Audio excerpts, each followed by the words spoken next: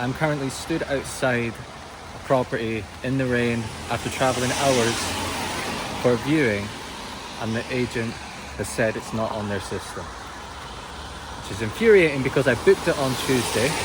I was waiting for a call back so they can confirm it with the seller. I called back yesterday myself to confirm it. The lady said it's confirmed, see you tomorrow at 11. I stood out here, I went, where are you? And they were like, oh, it's not on the system. However, the guy on the phone was incredible, really apologetic, and he is on his way to meet me. And then we can put an offer in today, troops. Come on. I know these are low quality. How can I help? Hi, how's it going? My name's Scott McPherson, and I just viewed, I was just wanting to put an offer in on it, please. Yeah, no problem. How much are you wanting to pop down? No, we don't have anything to sell. Okie dokie, I really appreciate that. Thank you. No problem, bye. Bye-bye. All right, we are on our way for site visit day. Viewed the property, submitted the offer, come on. Before I viewed the property, I was thinking to myself, why am I neglecting the 5-bed? All right, so when you're looking at properties online and you're looking at your HMO conversions and you do what I do, adding space or whatever, converting it into HMO, house into a HMO, you fall into the trap of, is it an end terrace? Is there an alleyway so I could do the side entrance? Do I have to do an L-shaped dormer extension and stuff to bring it up to 6-bed? So you end up getting a bit of a tunnel vision on 6-bed, which is a bit of a blind spot simply because you could be losing a lot of opportunities along the way. So when you're seeing houses and you're thinking, oh, I can do a 6-bed, or I can't do a 6-bed, I'll see you later.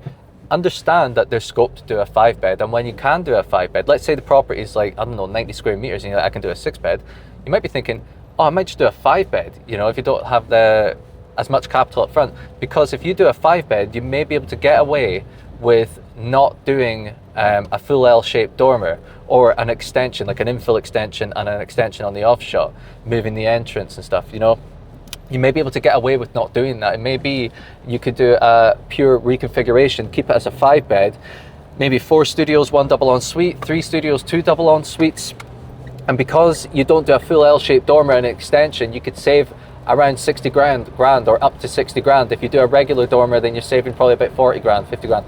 You know, you could drop the amount that you're working on, so it's less cash needed, because if it's a development finance, you're loaning less money, and the build is a lot faster, because if you're not doing your extensions, if you're not doing your L-shaped dormers, then it's going to be a faster build. So if you could churn out loads of them and it still hits your ROI, it may not hit your cash flow per calendar month. However, you could get a higher volume of these done, potentially, you know. And it's not either or, you know, like you could still do your 6-beds and stuff, but what I am saying is, if it doesn't work for a 6-bed, it may work for a 5-bed. And even if it does work for a 6-bed, consider the fact it may be better as a 5-bed if time isn't on your side. In the last video, I spoke about Article 4 coming in to Warrington. If time isn't on your side and you don't have time to do your L-shaped dormer or your extension because Article 4 is coming in, then consider it as a 5-bed. Do the reconfiguration, still have 5 studios, 1 double ensuite, or 3 and 2, or whatever. Crunch that time down. You could get it down to like 12 to 14 weeks as opposed to like 20 to 24 weeks, you know. That's a possibility. So it's a great way of saving time while still getting the HMO, still getting a good cash flow. You still get good cash flow from 5-beds and still building your portfolio and not having to deal with the pressure of Article 4 coming in, for example. All right. So it's a great strategy to remember because it's easy to neglect. Okay. All right. We are at Project Sun and painting has been going on. Upstairs mainly, working top down when it comes to the painting, but I'll show you around. There's the kitchen, here's the other double ensuite. You can see the skirtings, door frames, painting is commenced. Down here actually, I'm really fucking happy. Seems like, oh, it smells beautiful. I love the smell of paint. But look how pretty it all is. Look at this. You can see the slight contrast. I wish it wasn't this dark. Your boy might need to invest in some lights, but I suppose the lights do work. Right, let's go upstairs and see what the flip Hello? All right. I saw a speaker and I can see a light's been left on. So I was wondering if anyone's here. But that is not the case. Look how beautiful this is becoming. When you get the paint in, it is the final stages. Let me just check.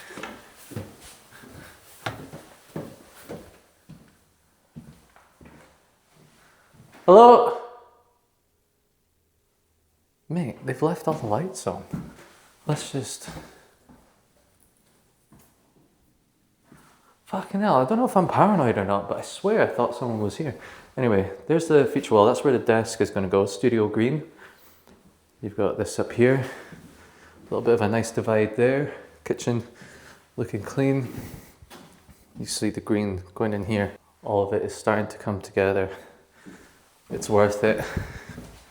You know, when you hold an asset like this for potentially decades, you know, you want to make sure you get it right from the start.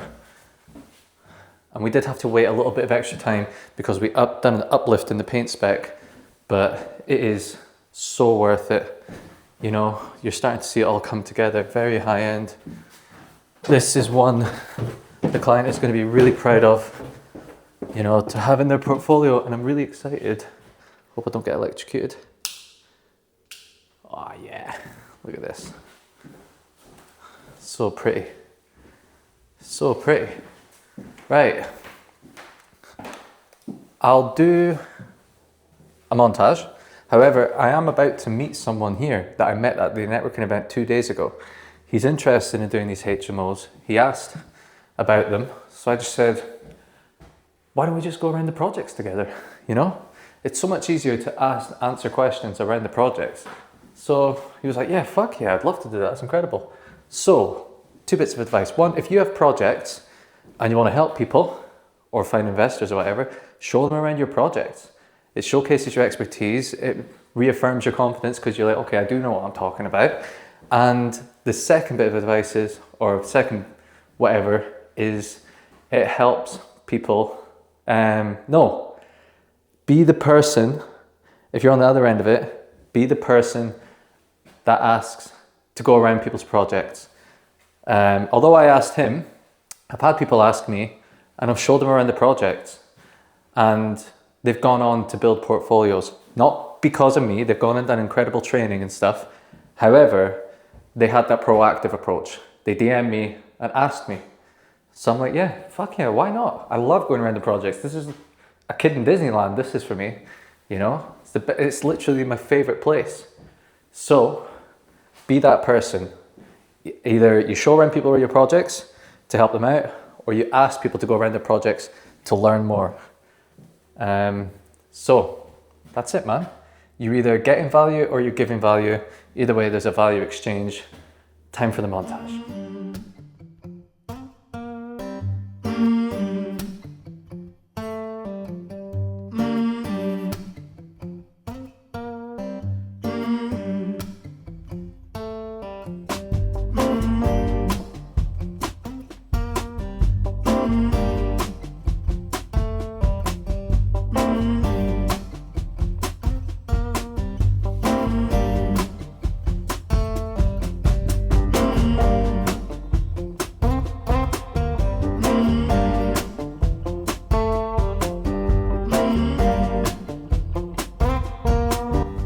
Here we are, Project Madagascar.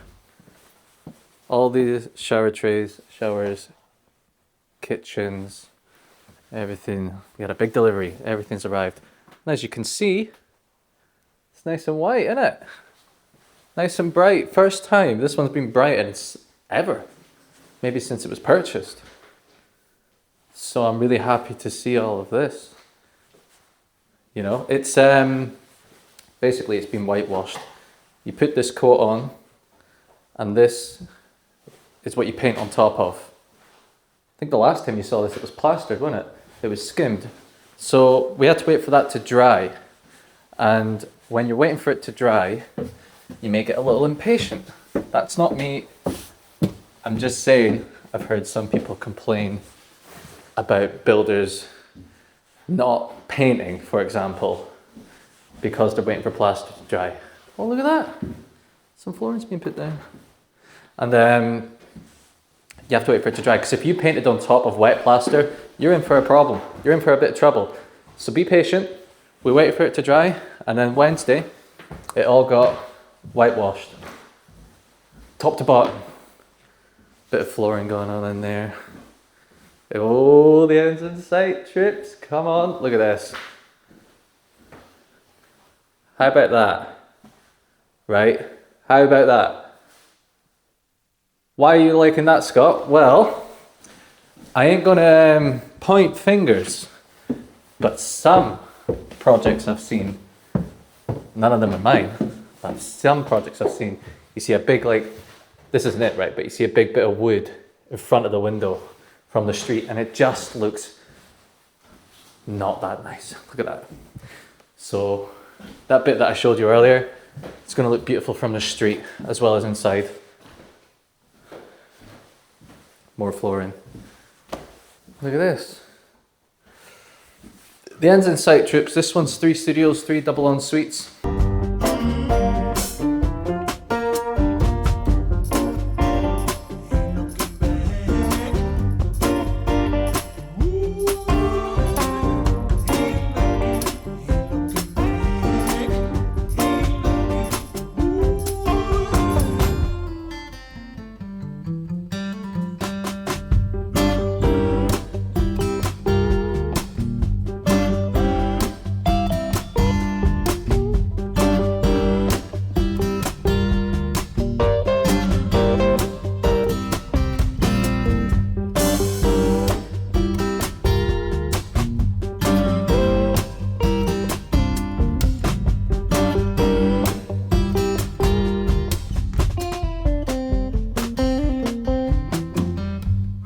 See that? Sunday. That's why I'm in different clothes. Alright, I'm here on Sunday. And to be honest, this isn't work really, is it? This is my happy place. It's not work. What I wanted to talk about, because I'm getting used to doing these like kind of talks, rants and stuff. And, well, not rants, whatevers. I want to talk about something a little bit unorthodox, right? And simply because it's Lauren's birthday tomorrow. Lauren's my fiance. And I was just doing like some shopping for her presents and stuff. Left it last minute. Yeah, I want to talk about what we've got, you know, because me and Lauren together, we've known each other for like 8 or 9 years or something now. We're engaged, happy. Just got an offer accepted on our first house, and she moved down to England with me and like supported me in starting my company and my business and stuff. And she's just been the person by my side. I wouldn't be where I am. I wouldn't be able to, with all of this without her. I'll make that very clear, man. But what, like, rather than me going on about how amazing she is, which she is, like, for example, we lived in a studio together. When we lived in a studio, I think it was like 2 years we lived in a studio, like not much bigger than this room that I'm in. Both of us had a little fridge between us. I think it was like EPCE, it was cold, noisy, right down Bramall Lane in Sheffield. All you heard was like sirens and the people above us banging their feet, shouting, smelling. You could smell weed every single day. It was fucking annoying, man. We did that for 2 years. We lived right inside the little studio. We lived on 85p ready meals. You know, as the essentials carried us through it. It was the most testing, stressful, difficult time of my life, at least anyway. And it made us stronger. We didn't argue, we didn't fall out, we didn't, you know, just be horrible to each other. It was actually the opposite. We were in this together. She was pursuing acting and I was pursuing property, and we're down here together, giving it a go, you know, throwing everything at it. So,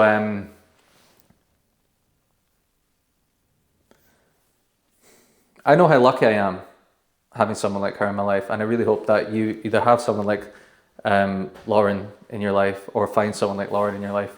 But what does that someone look like?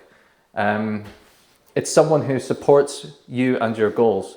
And if you have to work evenings and weekends and you have to be away and you're obsessed with achieving certain goals. And that's all you do. It's all you think about. It's all you talk about.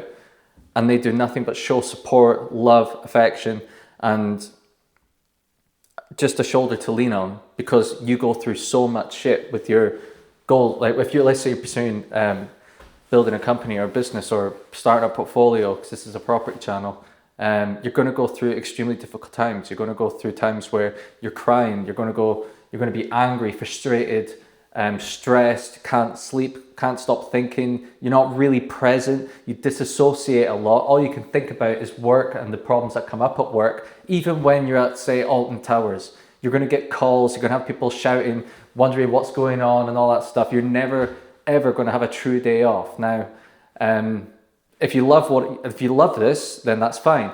But it's also really difficult for your partner. And acknowledging that and understanding that it's difficult for them because you're not 100% present. If you're with someone who understands that's the price the relationship needs to pay for now whilst you build something, that's the dream. That's the dream, man.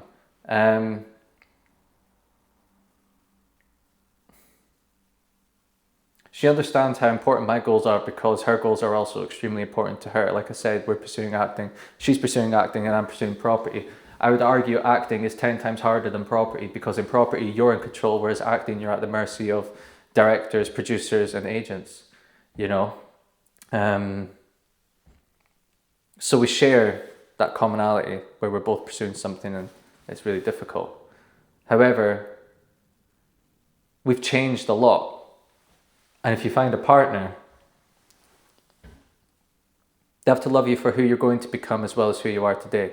Because if you are going to pursue something big, if you're going to pursue something that may take years and years of sacrifice, not going out, not going on holiday, not getting a nice car, not getting nice clothes, not going out for nice fancy meals, and you know, you're missing out on a lot because you're working on something, then finding someone who understands that and appreciates it, and if anything, admires it, is important. It's crucial.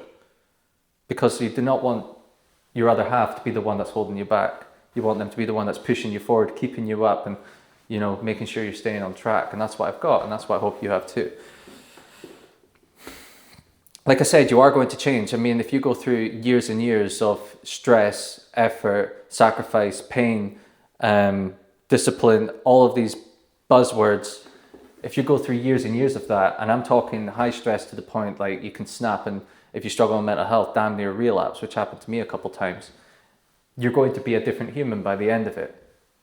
I mean, that's if there is an end. If you do it until you're 80 and stuff, then there isn't really an end. But like, I'm a different human now. I am now. We moved about 3 years ago now. I'm a completely different human now than I was back then. And a much better human, I would say. You know, definitely a stronger man. The only thing I've got to work on is being present. So like I said, you are going to change, and making sure that you're conscious of the person you're being when you're with your partner. I can't give any advice about kids because I don't have any kids, so I'm just talking about partner. But like when I'm with Lauren, if I'm going to go to Alton Towers or even do anything, you know, just sit and watch TV, it's really difficult for me to be present. So try and be conscious of the person who you are around your partner, you know. I feel like I'm starting to waffle a little bit now, but it's Lauren's birthday tomorrow, and fuck man, like, she's everything. She's everything to me, and I'm the luckiest person in the world. Getting married in March, which is exciting. This is just, see, right, this channel, right, you can tell it's not pure the best for like growth or anything. This channel is for me in 60 years to look back, or 40 years to look back and see little young Scott giving it a go. So when I have talks like this, I want to look back and still be with Lauren, with our kids, maybe grandkids, and seeing Scott talk about Lauren's birthday and how they are going through it, you know, giving it a go, getting married and stuff. This is why I recommend, like, if you don't need to post it on YouTube, but record long form videos like this when you're building something, whether it's your portfolio, whether it's your business, it doesn't matter. Record something, record long form, and it doesn't even need to be complex. These videos aren't complex. I think it's Could you imagine looking back and you're 60, 70, 80 and you have this like catalog of footage from start, I'm gonna go for it, to end, I've made it. Look at me, I've made it. And everything in between. The money you'd pay for that, you know, like holy shit. So that's what this channel is. I'm just glad that some of you guys are happy to watch along and hopefully take some notes, man. All right, so that's it. That's this video. Hope you enjoyed it. Remember to like and subscribe, and I'll see you in the next one.